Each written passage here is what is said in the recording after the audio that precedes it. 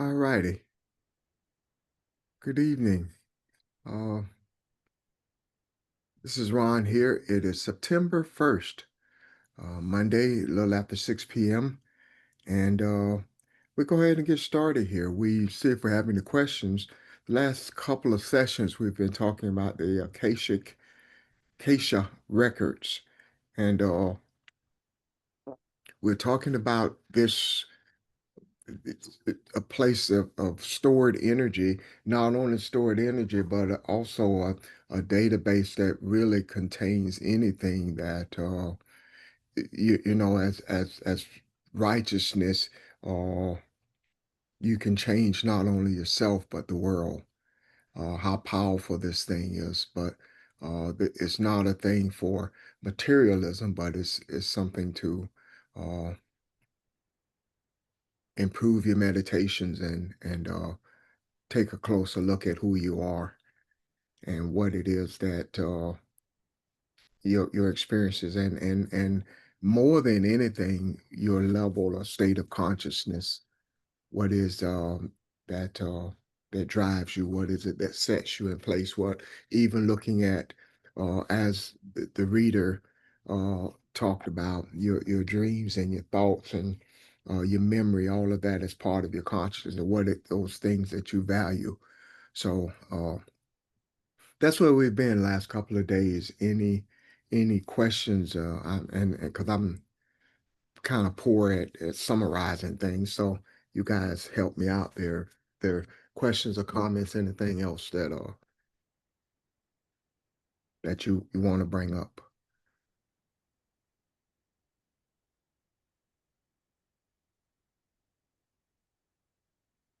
Okay. Um,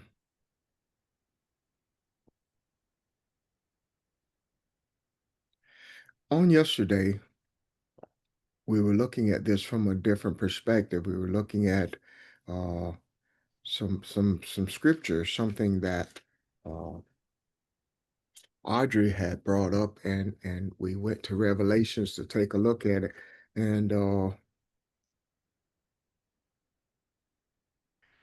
the Lamb's Book of Life, and we looked at it from perspective of Revelations 21. And I'm hoping tonight, Nick said something as well that we touched on yesterday. Nick the other day, I think Saturday, talked about be still and know, and that is Psalms 46. You guys want to take a look at that tonight and talk about how that ties into where we are? Any questions, comments, anything? Yes, I would like to, if others agree. Okay. I would too.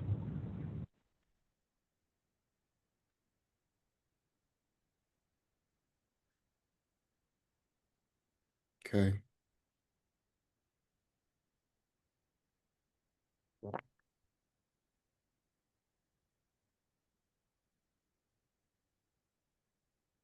Um,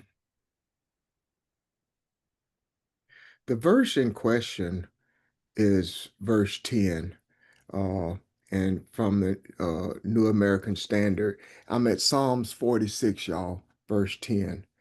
Uh, the verse in question says, from my uh, New American Standard says, cease striving and know that I am God, will be exalted among the nations. I will be exalted in the earth.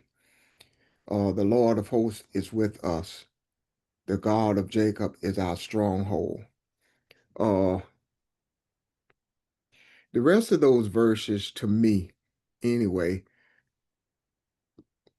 talks about God and what he means to us. And but to me, it also sounds like it's talking about a journey. Uh, you seeing yourself, God is our refuge and strength, a very present help in trouble. Therefore, we will not fear that the earth should change and through the mountains slip into the heart of the sea. Uh, you come to a realization of who you are, and the thing that gets us there is friction or adversarial thoughts or whatever it may take for you, it would be something totally different from me. So this to me speaks of following your dream, following that thread of light that's in you, no matter what goes on, and it heightens you to you begin to see who you are and recognize as it starts off, not only having a oneness with the creator and seeing that, but uh, sort of like Job and having an awakening and moving to the place that you don't see yourself as you once did. You don't recognize the things that once captivated you, those things that you once valued dearly.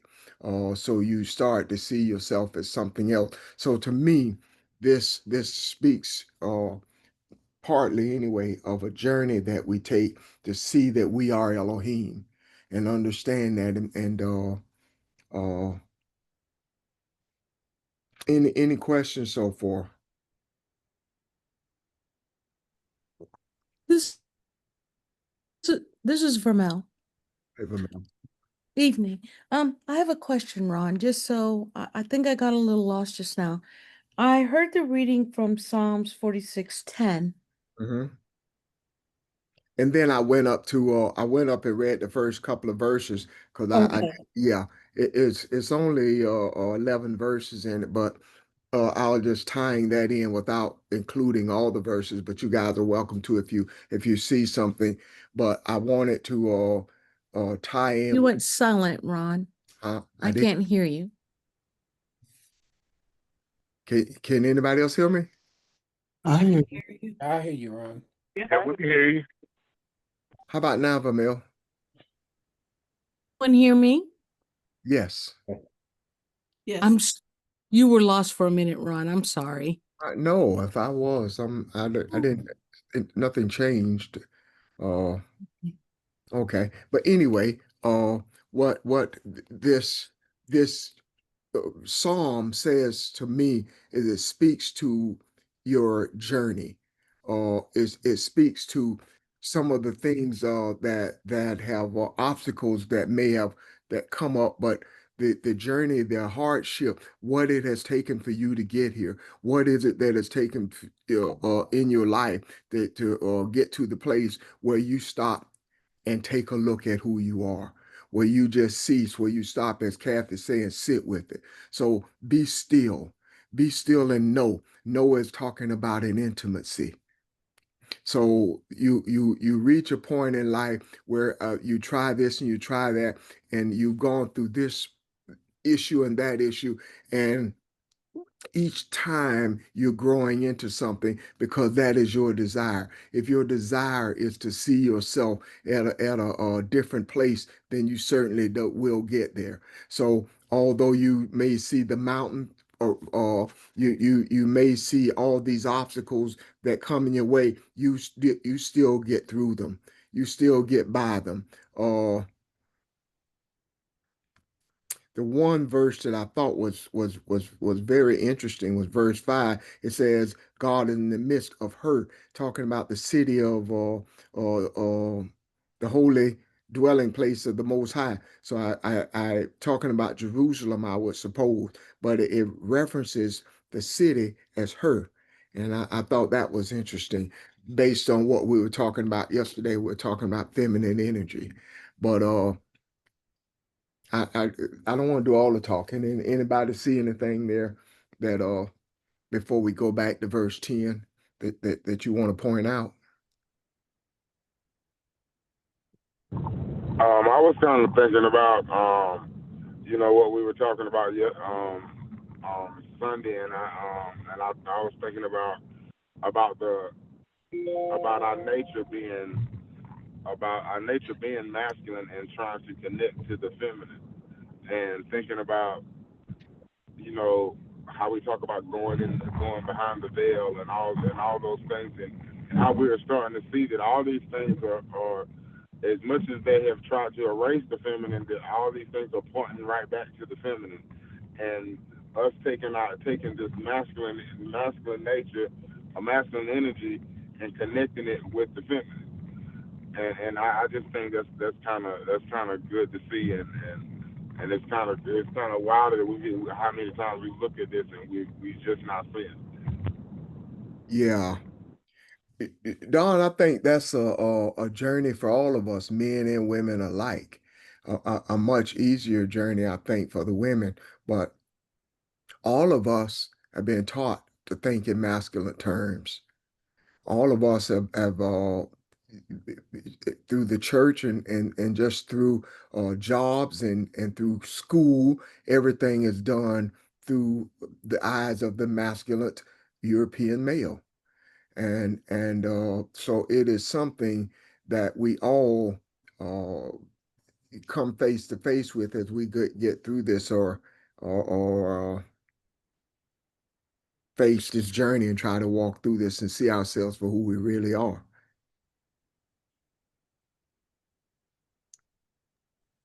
Ron, Yes, sir. be still and know that I am God, right? Yes, sir. Stop striving. Stop being troubled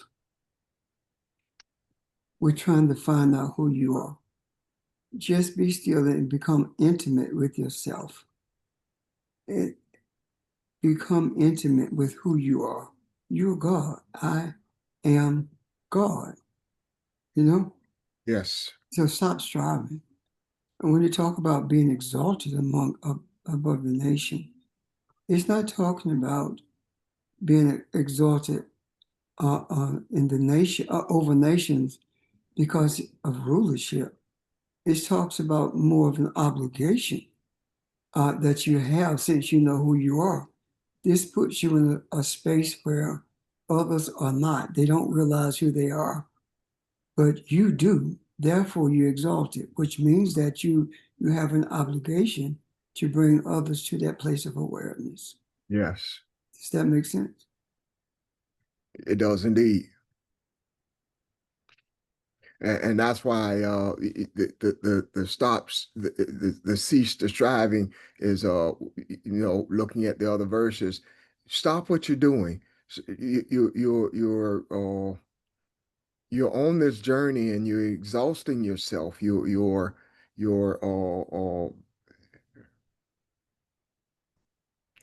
trying sometimes too hard. You're moving in a direction that is showing you who you are, but you just stop, just cease, and be still and offer yourself to meditation just to see who you are. And But Ron, I see that also is that when you meditate, don't try to force it. yeah, Don't listen. Don't read and see other people how they arrived or how they talk about how they meditate or the initiation efforts that they had to go through to become aware of who they are. Forget about that. All you have to do is believe that you're God. Become intimate with yourself first. And when yeah, you become intimate with yourself and become comfortable with being Elohim, then you are in a position to help others come to this realization. However, if you're always struggling with it, saying that I don't know, I don't feel it, what am I supposed to feel? I don't hear anything. Then what you're doing is stifling yourself from knowing who you are. Because what you're actually doing is saying I don't hear, which means that you're waiting for something as opposed to saying, you know what, I don't have to hear anything. I don't have to feel anything. I know who I am. What did you have to feel to know that you were wrong? What did you have to hear to know that you were wrong? You know, what experience did you have to know that you're Audrey? None. It was a knowing, wasn't it? Have you ever questioned your name? So when the scripture says, be still, it's saying cease all of the actions that you are engaged in, trying to find who you are or trying to make yourself believe who you are. All you have to do is have a desire and just stop all the shenanigans and breathe. By virtue of you breathing, you know your spirit. By virtue of your breath, if your spirit, then you know that you're the image of Elohim. By virtue of being the image of Elohim, you have to be God. Does that make sense? It does. Yes. Yes. And it brings up, this is Audrey. Hey, everybody. It brings up a question that I was asking yesterday, before you were on, Pastor, and I wanted to hear what you thought. Because I was asking about, the Akashic record and breaking generational curses. Because I was thinking that, all that you were talking about, being still and knowing and meditating and all of that. It has to be the inner work of getting in touch with yourself, because that creates a certain resonance or vibration within yourself, which then connects to the vibration of the universe, which connects to the vibration of the Akashic record. And then because that record is a record of past, present, and future, the vibration would resonate through the past, present, and future, right? So that then it would reverberate back to you as being in balance. And I'm wondering if that is the way to break what we call generational curses, because as you were just saying, you can't do it by just saying, I'm not going to do that. And I'll use alcoholism as an example.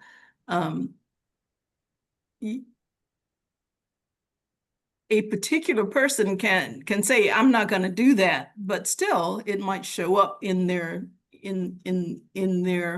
next generation or whatever. So it has to be a desire and a seeking and a coming into balance before it can resonate in terms of the vibration that connects to the Akashic record, to enable that person to then come into balance and know that they're not gonna be alcoholic. And so the next generation then receives the benefit of that person knowing that that's not part of their life anymore. Yeah. Do you see what I'm asking? Is that how that happens? Is that how we break I those do. I see what you're saying. generational curses? First of all, the word curse is, if I'm not mistaken, it means to uncover or to recover. Which one is that? We discussed that before. We But have, what do you say, Ron? I was thinking the same thing. What does it I mean? can't remember, but it was not something negative. Right. It was not like putting a hex on someone. And now the other part of that I'm is- just using the term as we all know it. okay, That's all. there we go then. Okay. When we understand that there is no such thing as past, present, or future, it is only the now, and everything happens now. And when we become aware that we are indeed Elohim, then we are in a position to put things in the macro, meaning offer things to the hearts of mankind, because now we are in an exalted position. And our desires for others to remove themselves from alcohol or drug addiction, whatever it is, becomes more effective. What I mean by that is this: there is no such thing as an addiction that is passed to another generation unless that's the fear of those in the generation where it currently is. And my example for that is in Vietnam, over 500,000, if not 1 million people were addicted to drugs, heroin to be exact. And when they got back to America out of the war zone, none of them were addicted, except those who felt like and believed that it was an addiction that they could not break. But the overwhelming majority of the soldiers, none of them came back with an addiction to heroin. So what happened there? What broke that curse? What caused them to be in a space of being free from it? Could it possibly be that the reason they were doing heroin is because they need to anesthetize themselves to the pain and suffering that they were experiencing and seeing? And when they were separated from that environment, now they could, quote unquote, breathe. And that addiction did not have a grasp on them anymore because they chose not to engage in it. Does that make sense so far? Yes, but I Now- think it had to go deeper than just choosing not to do it. And that's one of the things that I want to address. It really, really didn't go beyond that. I know people who were on drugs in Vietnam and were not on drugs in America. And their desire was enough for them to break the habit. I smoked cigarettes. And one day I made a decision, you know what, I'm done with this. And nicotine is more addictive than crack cocaine. And when I made the decision, I was not smoking anymore. That was it. I've never smoked since. And I never had a desire since. So what happened there? So what I'm saying in essence is this: you have to have some sense of knowing who you are. During that time, I did not have a sense of knowing that I'm God, but I did have an understanding that I was strong enough to resist doing anything I did not want to do. Call it arrogance, call it whatever, but it worked. It happened. So at a time when I made that decision, I had no clue that what I was doing was exercising the power and the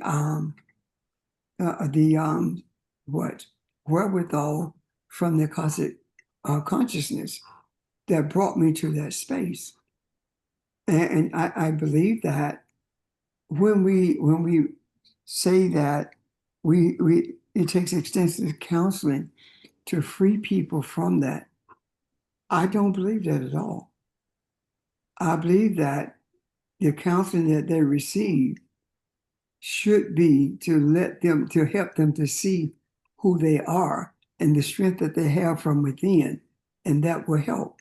Because I know also countless people who have gone to drug rehab centers and never recovered from being addicted to the drugs. And I know those who never went to a center and did. So I don't, now as far as going back in the past, now that I understand that there is only the now, then whatever that that quote unquote curse is always in the now. And the concept of going back is more of a concept of recognizing what is before us. Because regardless of how we look at it, if it is in the generation, if it's in my mom's generation or my granddad's generation for that matter, if it's there, then it is also with me because I came through that generation. So it's in the now with me as opposed to being in the past with my foreparents. Am I making sense so far? Because I'm going. Yeah. Huh? Okay, so it's in the now with me.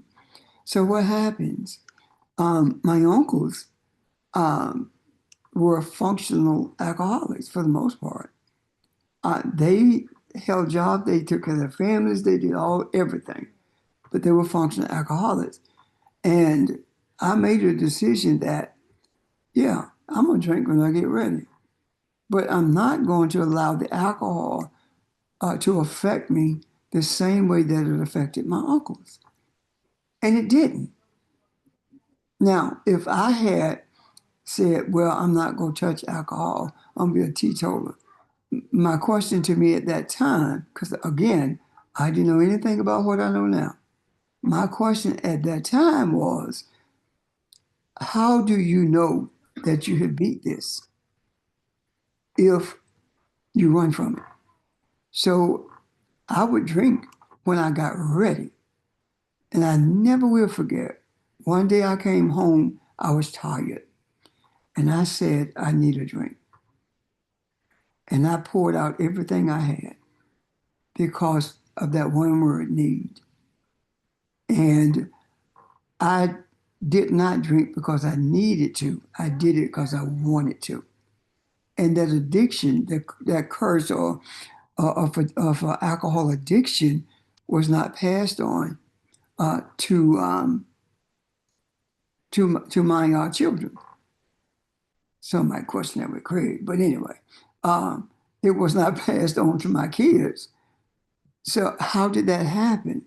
It's because it was brought forward in me, in the now. So I did not have to reach back to my uncles.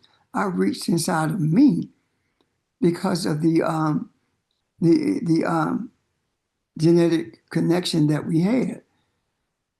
And at that point, it changed with me, which means that I did not pass that to my children. Does that make sense? Yeah. So you're saying you had a desire for it not to be a problem. Whereas other people may not have the same desire, but they try to run from it. Yes. Is that what you're saying? Or they don't even think about it. They try to run from it, or they don't think about it. They don't give any thought to it. I don't want this to go any further than where it has been with my uncles. I am not going to be the conduit through which it continues, that kind of thing. Does that make sense, Audrey? Yeah. I hope that helps. And I'm soliciting, wait one second. I'm soliciting all the help that I can get in explaining this because I see what I'm trying to say and I'm hoping that I'm saying what I'm seeing. So if there's anyone who can add to this or clarify some things, please do so now. Pastor, can I say something right quick? I was sitting there and I was thinking, and I was thinking about a couple of things when we were talking about generational curses. You remember in Kabbalah when it talks about Tikkun Olam, or however you pronounce it, the path of correction. And then I was also thinking about a scripture, and it said, I don't know where it comes from, but I think it says the son should not suffer for the iniquity of the father. And I know, and like I know we've been trained and conditioned to think to talk about generational curses and to somewhat term it that. But what we're learning from the ancestors and looking at it and not looking at things of being good or bad, you know what I'm saying? Based off of what we see it as. You know what I mean? And not trying to put a label on it, but at the same time, and if all this stuff is, if all these things, and because of what we're learning now, and in the past, we, you know, our parents and whoever we watched to go through these things, they didn't know how to deal with it either. They dealt with it based off their own understanding and where they were. But at the same time, I think it did what, you know, like most of us who've seen people who in our family who've done certain things, and we like, oh, I don't want that to happen to me. That a lot of us, that was enough, and because we made a clear decision, but for others it wasn't. You know what I mean? And we've seen other people struggle with it, and other people try some stuff one time and they be messed up for life, and they can't get away from it. But you know, I was just thinking about those couple things, and I didn't want to take it somewhere else, but that was kind of coming to my mind. Okay, thank you.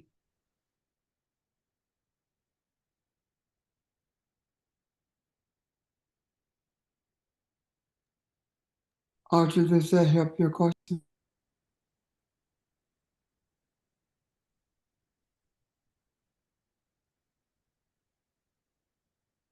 Audrey?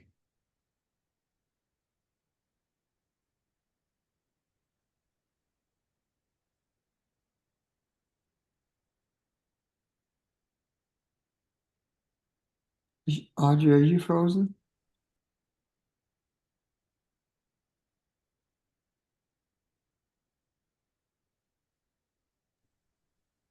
She's not frozen, but I think she's on mute. Audrey, you're on mute. Sorry? Does that help? I'll clarify your question, what John and I were talking about.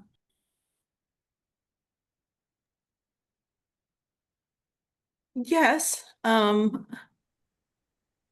Yeah, I think we were saying the same thing. I was just using sort of older terminology, but anyway, but I think it's interesting that this psalm is the verse 1 says it's a psalm of the sons of Korah. Does anybody remember the story, the Bible story of the sons of Korah? Anyway, I just think it's interesting that it is that concept of the sons of Korah who were, I don't know, I don't really remember the story, but I think it's something about they went against God in some way, and then the earth opened up and swallowed them or something. Does anybody remember? Something like Anyway, but I'm just saying, in the face of that, their descendants can still be still and know that God or the creator is who he says he is. Anyway, that's just a random observation.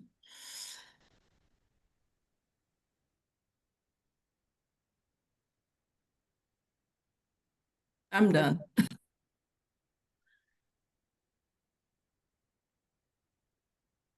We talked about this from, and somebody maybe can sum it up a lot better than I can. The personal growth, once you understand this and you submit to yourself as you see who you are, being still is an act of becoming, submitting and becoming. Uh, and it is not just you seeing yourself, you seeing who you are, which is a beacon for mankind. It's not just a personal thing at all. So as that you change, and we were talking the other day about the energy that you can gain here, and the growth that comes, personal growth that you can, if Ron can has, and I'm just using it as example because it's nothing really negative if it changes you and makes you whole, right? But if part of my record shows that I have done someone harm, I have committed a murder, maybe, uh, through my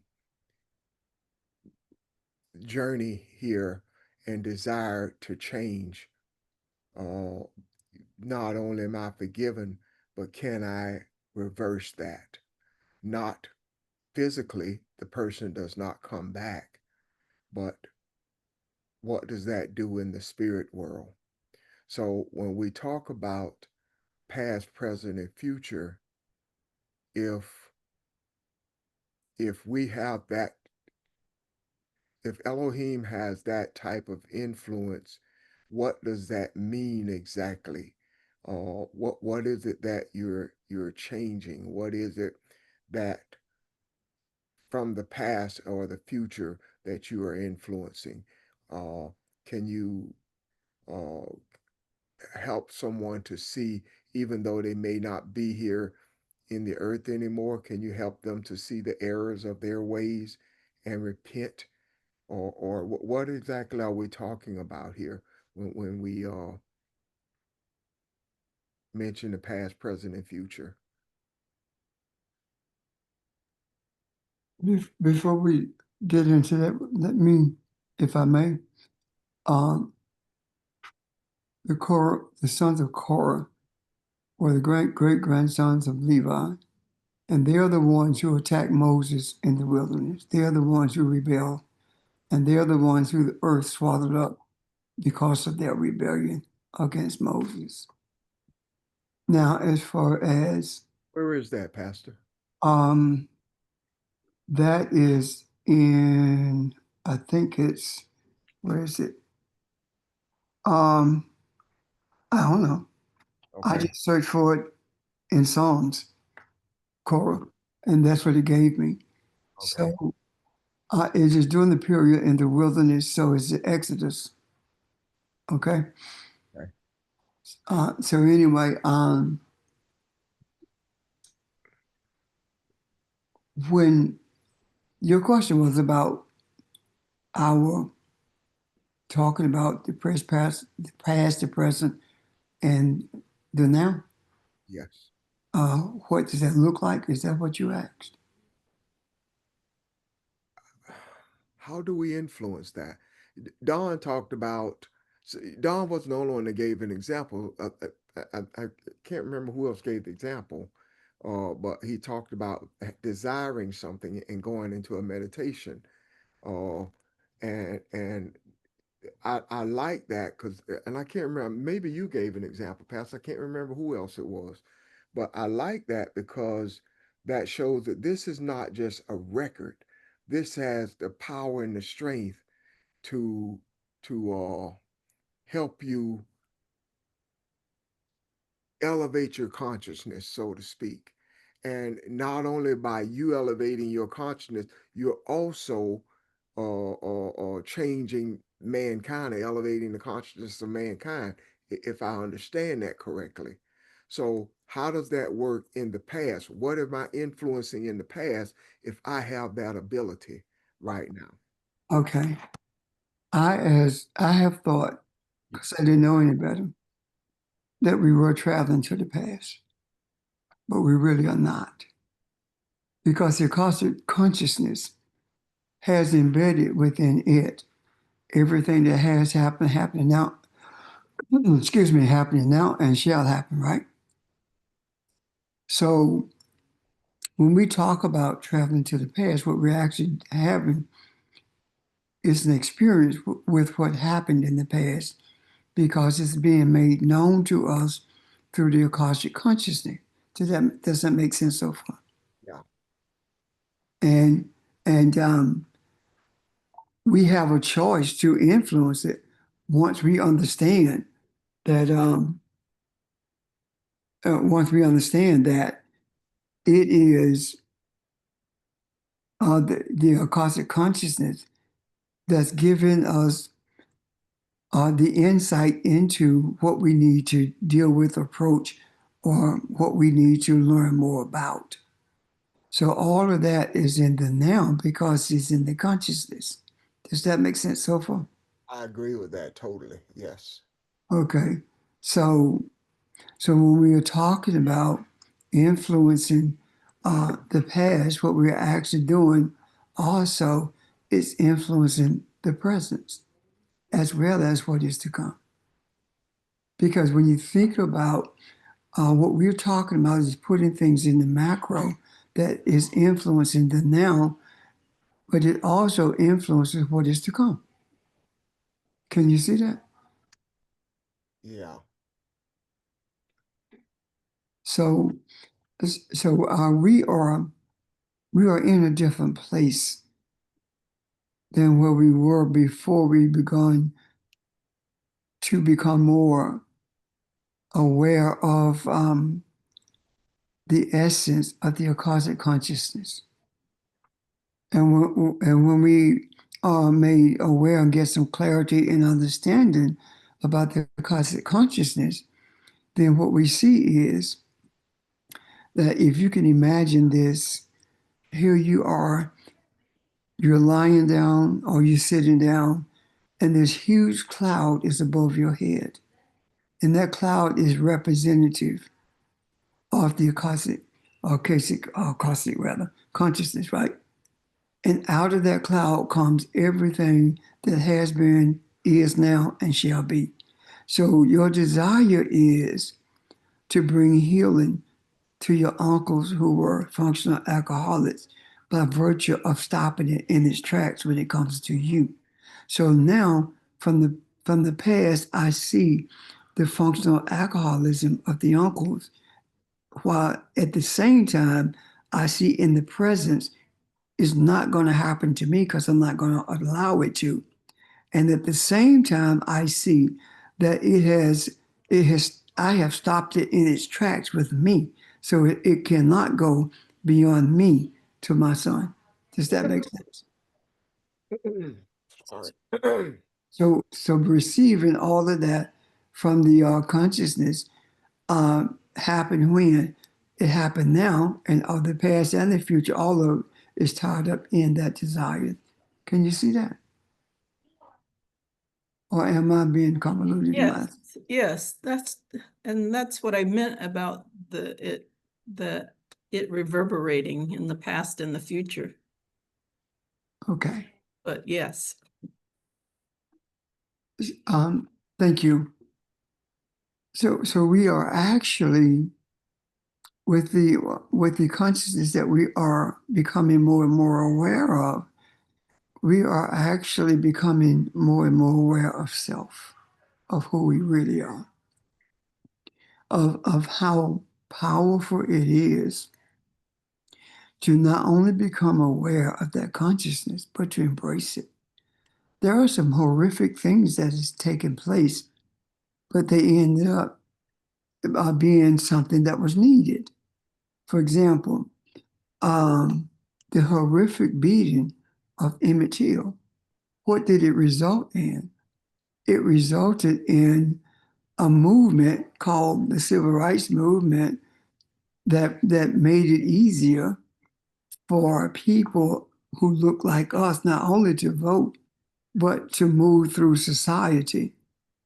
Why did that happen? Because his mom showed it to the world. And the barbaric nature of the beating touched people all over the world. And it sparked something in our community that resulted in a powerful movement called the Civil Rights Movement. So, as horrific as it was, something came out of it that was beneficial. Does that make sense? Yeah. I can see that. Yep. So what was that? He was beaten and drowned and shot. All kinds of things happened to his body, face distorted beyond recognition. And it had to be the ancestors that said to his mom, show him to the world. And in doing that, it sparked something in the church. Because the church was not dealing with it. It sparked something in the church. It sparked something in every community of people who look like us all over the world. And from that, what that happened to Emmett Till, we have not stopped moving since. We saw how the civil rights movement petered out. We saw how the Pan-Africanist movement did the same thing. And we saw the reason both of them fizzled. And both of them fizzled because the same tactics that were being justified with the brutality towards us is the tactics that we were using for civil rights. We were going to a government that had sanctioned what was happening, what happened to Emmett Till.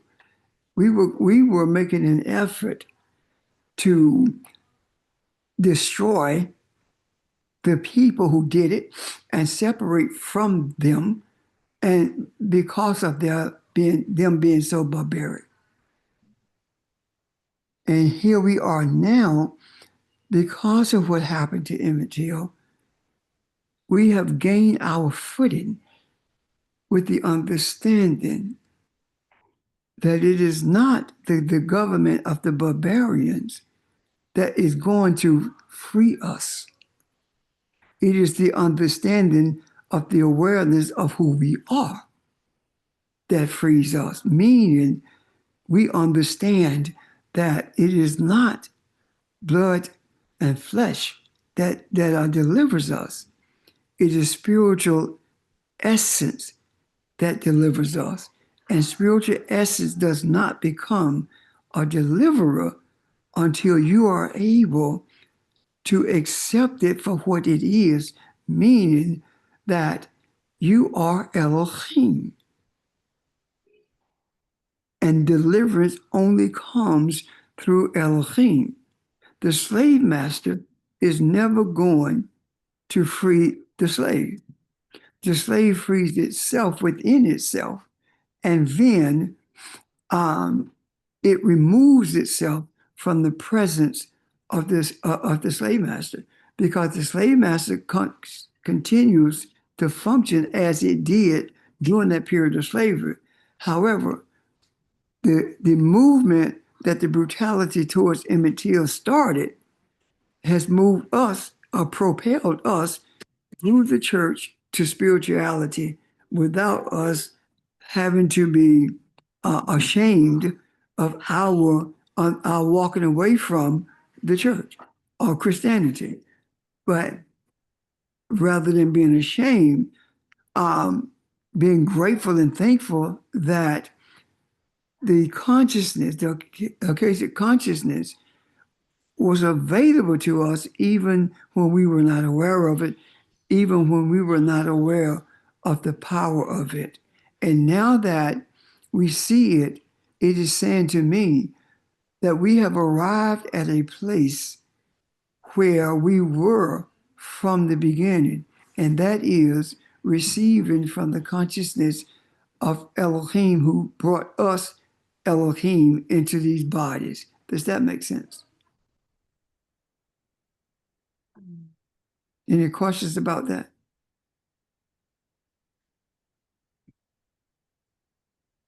Well, if it makes sense, somebody say yes, or Shay or something. This is for Mel. It resonates, but Also, it's a lot. I think I'm still processing everything that was said. And what you and Audrey were discussing in terms of past, present, and now. Yes, ma'am. Thank you. Audrey? Yes. Yeah, what? You just said yeah. Sorry? Yeah, what? Yeah, it makes sense. I said yes. Oh, okay, okay. Thank Yes, you. it does. George?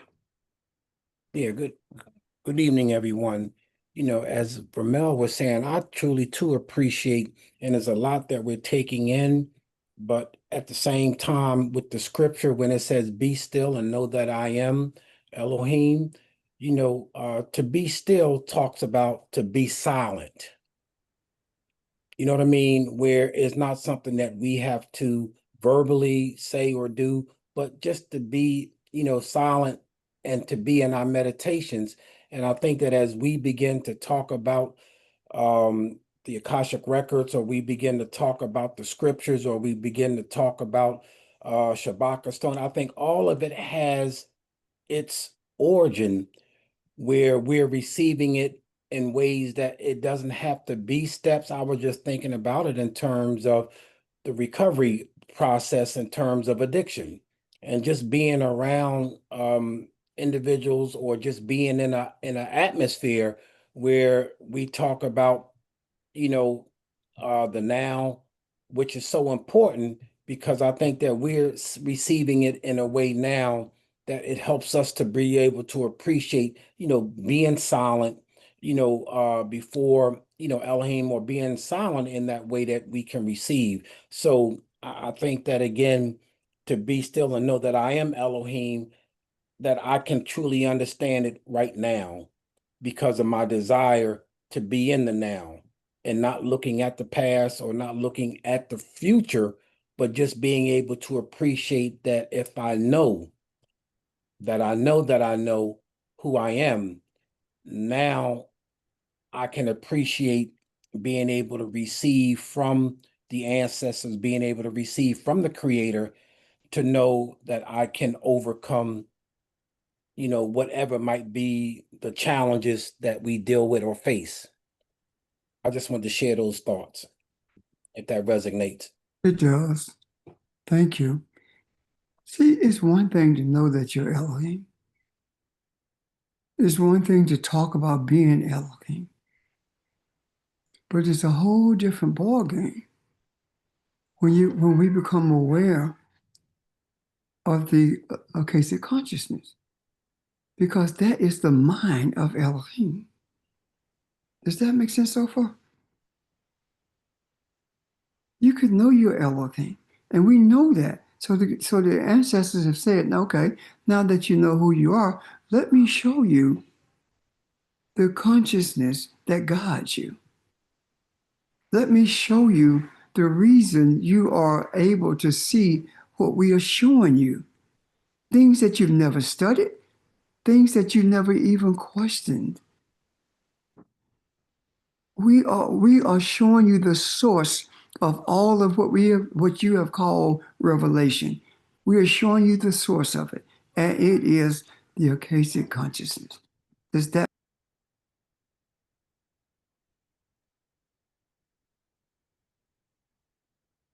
Ron?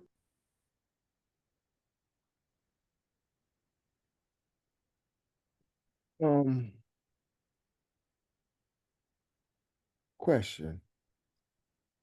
Do you think, and I don't just mean the people on this phone, do you think we've been here before? Absolutely. I do. I think that we've been here. No, I know we've been here before.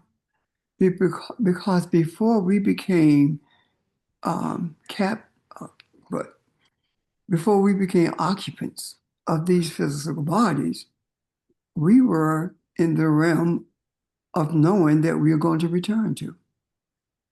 However, once we were encapsulated in these bodies, then a different journey, we were set on a different journey And being set on a different journey, there are those who saw the journey, but they misread it by virtue of believing that it was going to, deliverance is going to come through marching in the streets or to open warfare.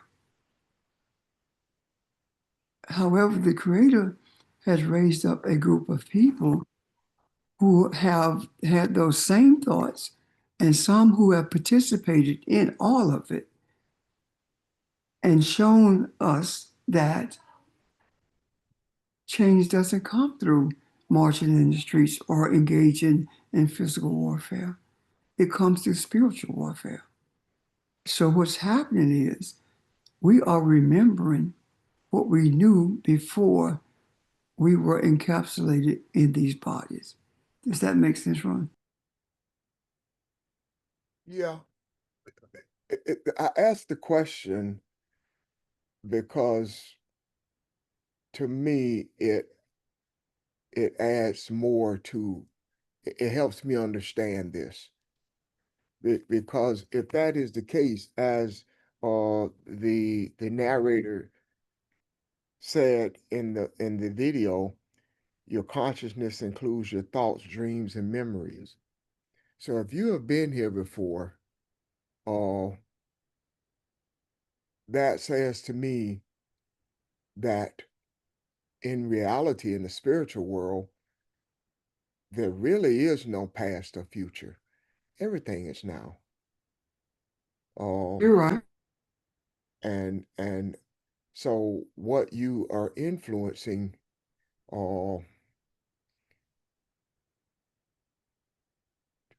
changes everything. It changes the world as a whole from the very beginning until from one aspect to the next. I won't say till the end.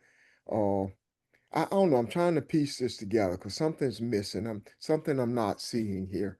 Uh but if I see that we are spirit and we can be we are one with all of mankind, then we too can be Emmett Till. We too can be one of your uncles. Absolutely. So I'm seeing this. I guess without sounding crazy here, but I just kind of see it from a different perspective, I guess, and I can't put it into words. May I help? Please.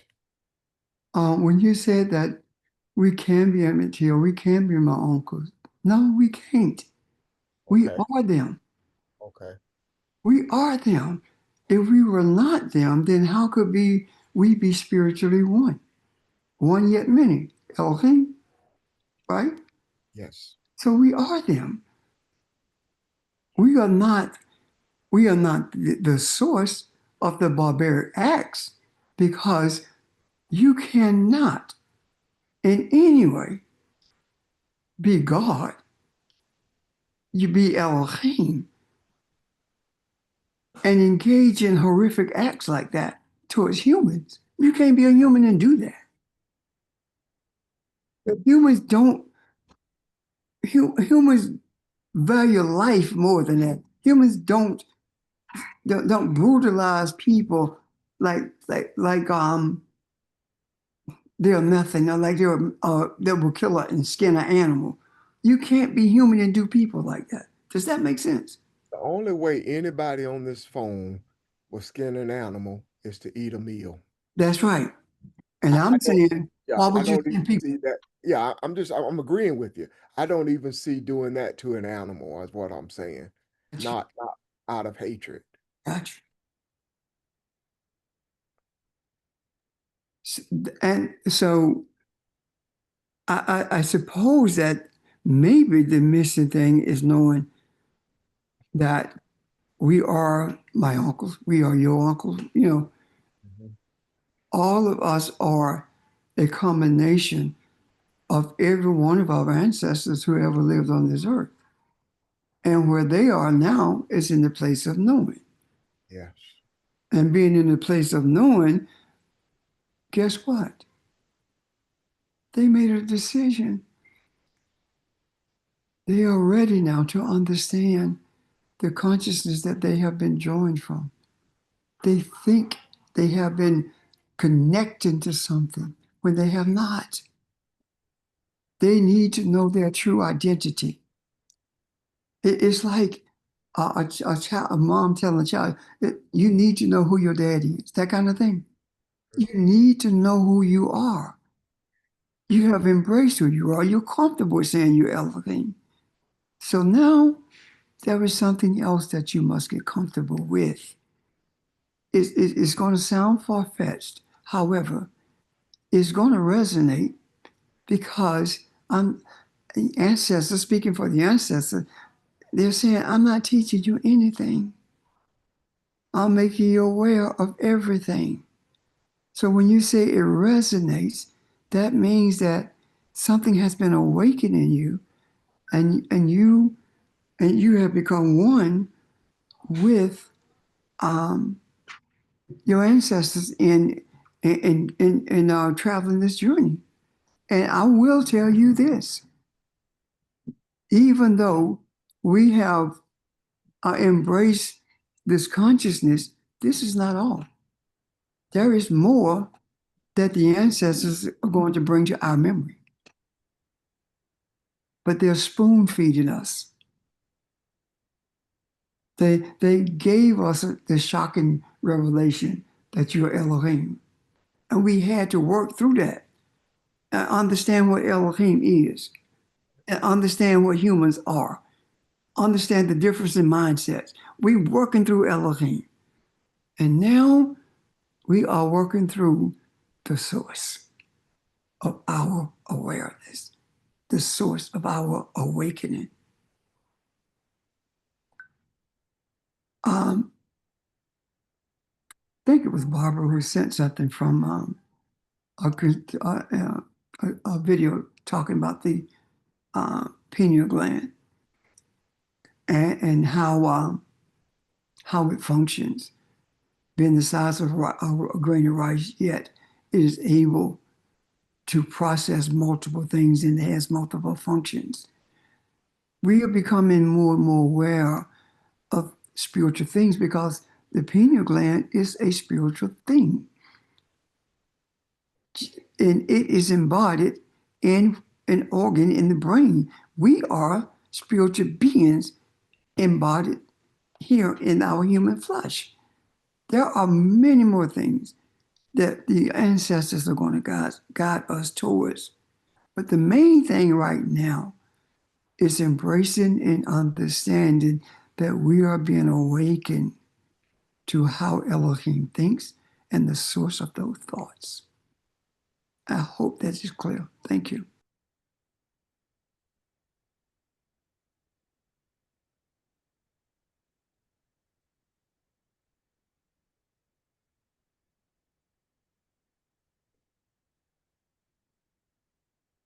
Okay.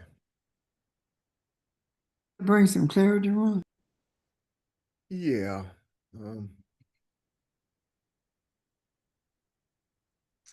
It did. I just got a lot to think about, I guess.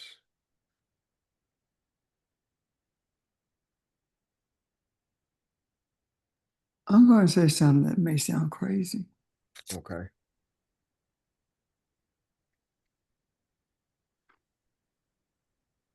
Those things that resonate with me,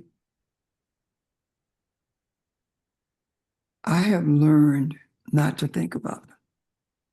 Because the only way I, James Richard, know how to think about them is through logic. Because that's all I know in my mind, processing through logic. I sit and wait. When I say meaning sit and wait, I could be driving, I could be cutting grass, it doesn't matter. My soul is waiting to receive. And I see things, or I experience a feeling, and I know that something been deposited in me. So I don't have to process my way through it through my mind. When I'm talking about it, I have to process my way through it through my soul, through my pineal gland. You understand where I'm coming from? It may be different with you. But like I said, only way I know how to think is logically. And you know as well as I do, spirituality is not about logic. And it may be my being so logical in my thinking because of philosophy. You know, when you consider that was one of my degrees is in philosophy. When you consider that, philosophy is supposed to be logic. And escaping what's in the way I process in terms of logic is difficult for me. So I just, over the years, have taught myself to just be still and didn't know that I was being still to be intimate with God. I was just being still because I did not want to, be what? Not agitated, there's another word. Frustrated, that's the better word. I didn't want to be frustrated because no matter how much I applied logic to it, no matter how much I thought about it, I never got it. And if I did, it was in bits and pieces. And now I experience it, I don't get it. I just experience it. And most of the time, 99% of the times, I don't have that experience until I'm talking, even though I know I received something, I don't know what it is. Does that make sense, guys? Yeah. Question. Yes, ma'am. Thank you. So the real meaning of being still is not so much giving thought to it, but just letting it be. Yes. Yep. I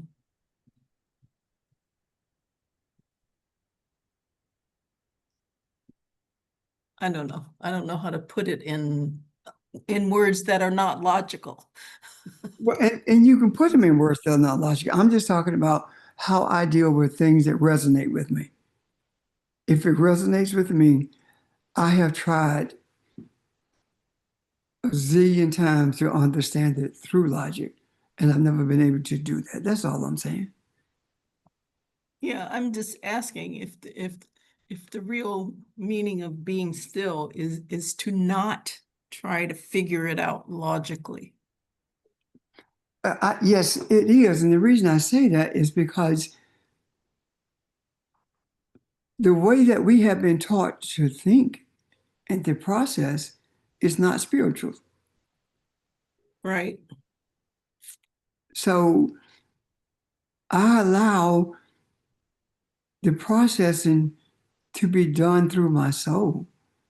I allow the understandings and clarity to come through the ancestors, whether I'm asleep or awake. I hope that I'm not confusing you guys. I hope this is helping.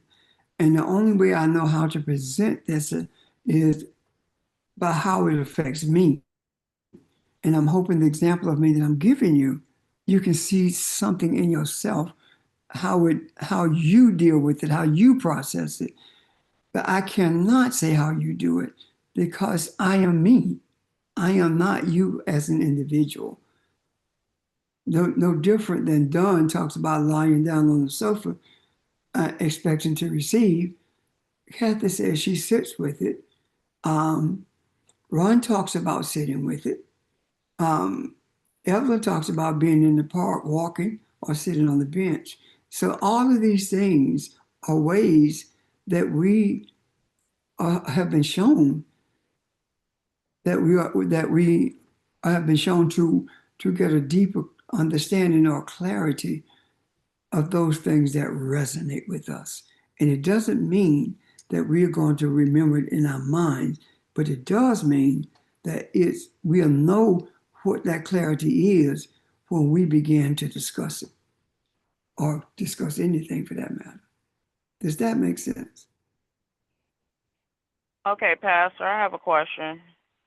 Yes, ma'am. All right, so basically, we all process whatever we're going through differently because of who we are. Like things that we think or thought that we had suppressed, depending on what's happening in our lives, may come back up and resurface. And so we're just sitting trying to figure out what's the purpose of why this is coming up now again after it has been suppressed for so long, if that makes sense. It does make sense. And then when it comes up and you say, okay, so what am I to learn from this? And you see absolutely nothing. So what do you do? Right. So what do you do with it? You leave it alone. And then it clicks at some point. This is what you're to learn from it. And sometimes all you need to learn from it is don't be ashamed of it. Or learn from it, don't be afraid of it. Learn from it, don't pass it on to someone else. That kind of thing, you know? Learn from it. Don't argue about it. Learn from it. That energy that you experienced when that person was talking to you, become familiar with it so that you don't have to go through this again. All kinds of things. Does that make sense, Teresa? It does, Pastor. And yeah, my example literally relates to my past. And, with siblings, where they're sharing, their thoughts. And I'm like, well, baby, I went through that a long time ago. But you can't help who you love. You have to continue to move forward because everybody does not see things the same way that you do. And at the end of the day, we have family members that are vested. And their thing is they look down upon you if you're marrying someone who's already been married before and if they have children. So that was just kind of an example of what kind of came back up again. And I just did a reminder. I was like, baby, you cannot live that way thinking that their old ways is their old ways. That's just how they grew up, and they've never left that. They're still the same people. But you got to recognize who you are and continue to live your life the way you are right now, but not live it in their life because that's just not who you are. You're right. You're right. Just know who you are. And all of us have family members like that. And guess what? They're still family members. And even if they're not a family member, you don't reject them or look down on them because they don't understand what you do. Or even if they say that you are, you know what, you're so far out there, you lost your mind. Okay, I'm cool with that. Just leave it alone. Sleep well at night rather than worry about it. Exactly. Yeah. But that is just their hurdle to get up because I've been there. I moved on. So it is something that they need to deal with and just let it resonate with them on just continuing to push forward. And you still love them, but you don't have to stay in that zone, if that makes sense. You're right. You're right. You don't have to stay there. I just hope that what I'm saying is, if not making it so totally clear, at least easier for you to process. That's all. Ron?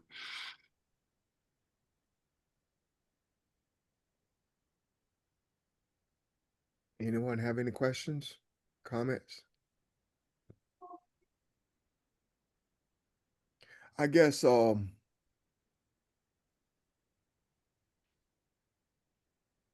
I didn't see this clear, and or I think I did maybe, but I wanted it to mean what I wanted it to mean. And that's where I am. What do you mean by that? I think about stuff, right? I don't, I don't see the past as as you've explained that. I think we're all part of that. So the past to me is like trying to run from yourself. You can't. You the same Ron that was here yesterday, you can't run from him. He's gonna be here tomorrow. So I can't escape that. And you are part of mankind, and you don't get away from that. So I don't look at the past or the future as anything to do with time. This isn't about time.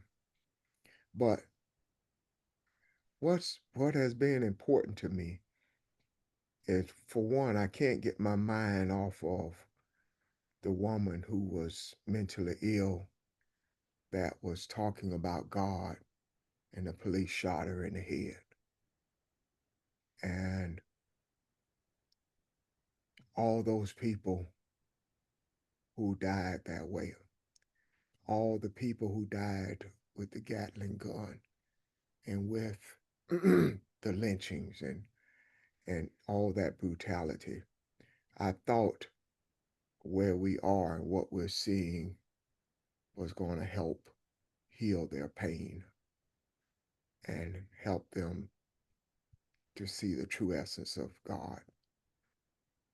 That's what I thought when we talked about gaining strength from this, and I could see that. That's been my prayer and my desire. All those people who have died violently don't have to stay there. And it doesn't quite mean that. That's not what this is saying. But that has always bothered me. Can I say something right quick, Ron? Yeah. And now I totally feel where you're coming from, and what I kind of think about is the people we have lost and who have lost their lives. I mean, because I think about the scripture where the Father will that none are lost, and I think you return to the source. When you leave, you return to the source. I mean, and so I think that they left because they left this physical world and they went back to the source, to something that was spiritual, and so they see with more. I feel like those people who died, we get things from them too. You know, they're speaking to us too. Those are the ancestors that speak to us as well. You know, we draw strength from them. Yeah. I agree with you, Don. I guess what I was seeing is the Akashic records. Excuse me, I'm sorry. When we talk about a record of everything you thought, feel, I thought we could go back and erase that pain. I thought we could change. What happened, but we can change, bring peace to it, I guess, and not let it be a blemish or something to you. I don't know. But that's where my mind was. And, it does hurt. And I understand clearly. Yeah.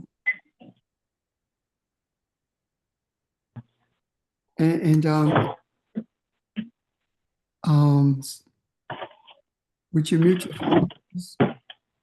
Don, would you make sure your phone is muted? Make sure your phone is muted, please.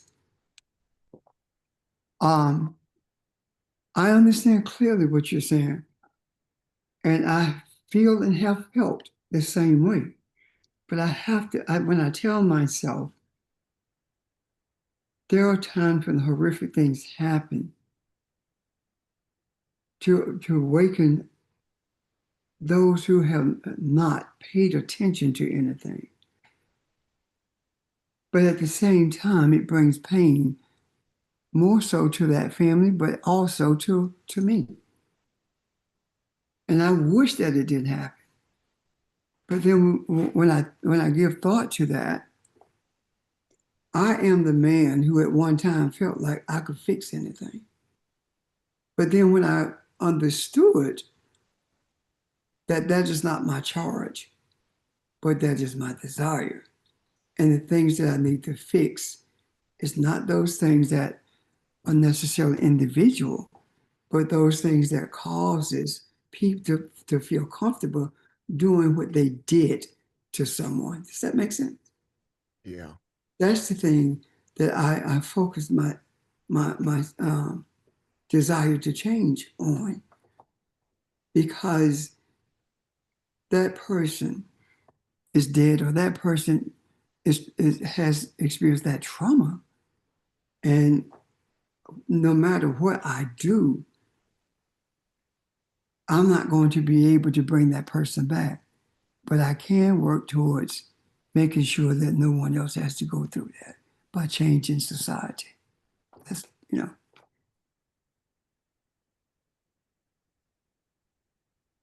Okay. I'm done. Thank you.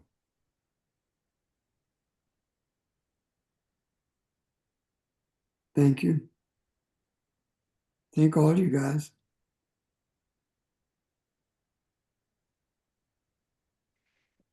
Okay, are we done? Anybody question or comment? Don't want to leave anything out.